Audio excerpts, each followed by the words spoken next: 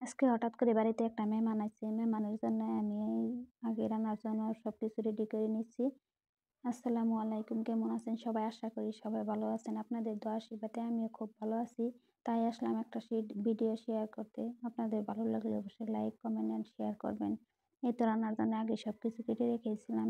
আমি এখন মসলাটা কষিয়ে সিম, আলু, মটর দিয়ে মাছ দিয়ে রান্না করব। তাই এগুলো আমি আগে কষিয়ে নিচ্ছি সুন্দর করে।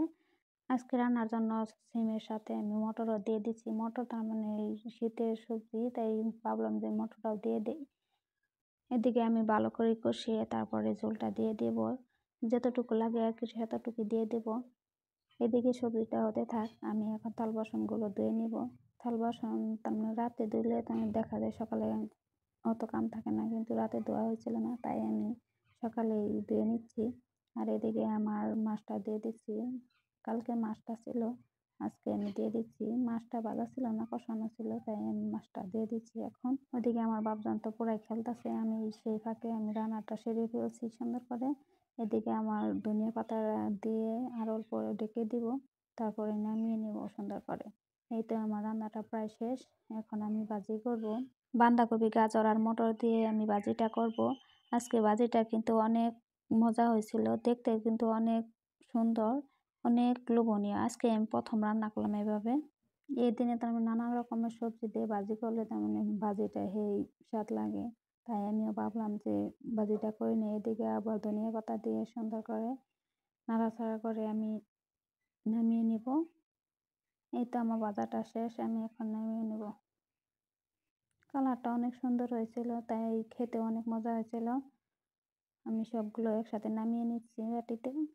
এদিকে আবার মেহমানের জন্য আমি এখন চা বসিয়েছি। এই তো আমি মেহমানকে চা দিয়েছি। একটা হাস্যকর বিষয় হলো আমার বাপ জানে কিন্তু মেহমানের নাকি সুন্দর করে খেতেছে। এত সুন্দর করে খেতেছে মানে কি কমো আর। বড় মানুষের মতন করে খাইতেছে। তাই আমি ওকে খেতে দিছি। সুন্দর করে খাইতেছে, কোনো ভেজাল নাই। মানুষ আইলে তার মানে তার সাথে সুন্দরভাবে খায়, সুন্দরভাবেই করে। আবার এদিকে রোদ উঠছিল কারণে আজকে আমি তিলগুলো ধুয়ে দিচ্ছি, সুন্দর করে তিল দিয়ে দিচ্ছি, কারণ একদিনে শুকিয়ে যাব। তিলের পিঠা খাওয়াই হয় নাই, তাই আমি ভাবলাম যে তিলগুলো না ধুয়ে দেই, এদিকে শুকিয়ে যাব।